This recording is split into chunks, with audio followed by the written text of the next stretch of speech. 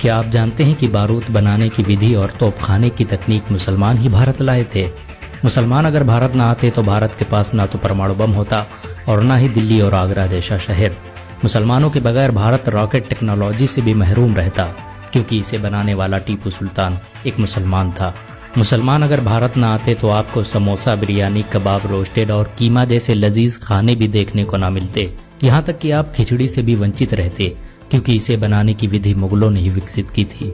पुलाव, हलवा, पूरी और मुरब्बा को बनाने का तरीका भी मुसलमान अपने साथ भारत लाए थे। आपको ये जानकर शायद हैरानी हो कि अखंड भारत का निर्माण मुसलमानों ने ही किया था। देश के तिरंगे झंडे को डिजाइन करने वाली महिला सुरैया तैयब जी एक मुसलमान थी। दिल्ली, आगरा, लखनऊ, हैदराबाद, औरंगाबाद जैसे मशहूर शहर मुसलमानों ने ही बसाए थे। एक अंदाजे के मुताबिक मुसलमानों ने भारत में 10,000 से अधिक गांवों और कस्बों का निर्माण किया, जो आज भी भारत की शान माने जाते हैं। बारूद बनाने की तकनीक मुसलमान ही भारत लेकर आए थे। भारत में सबसे पहले तोपखाना का निर्माण और तोप का इस्तेमाल मुगल बादशाह बाबर ने किया था। मुर्शिदाबाद, बीजापुर, तंजौर जैसे शहरों में मुसलमानों ने ही सबसे पहले शस्त्र बनाने के कारखाने स्थापित किए। ये भारत के पहले कारखाने थे जहां पर बंदूकों, तोपों और रॉकेटों का निर्माण किया जाता था। मुसलमानों के आने से पहले भारतीयों को बंदूक बनाने की तकनीक के बारे में कोई अंदाजा नहीं था। अगर मुसलमान भारत न आते तो यहाँ के लोग सदियों तक इस टेक्नोलॉजी से वंचित रह जाते।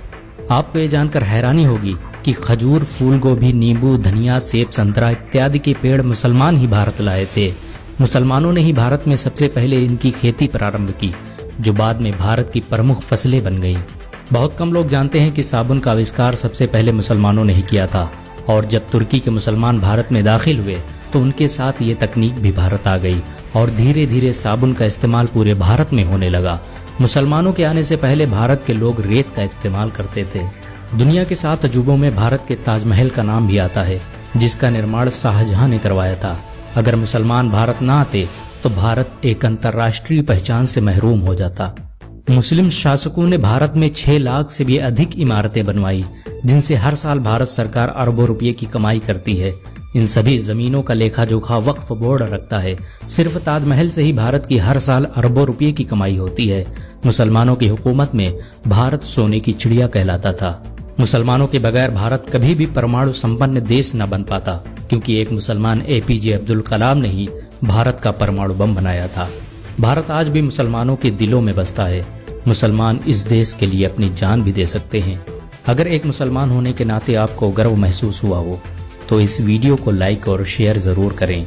ऐसी और वीडियो को देखने के लिए हमारे चैनल को सब्सक्राइब करें, घंटा जरूर दबाएं।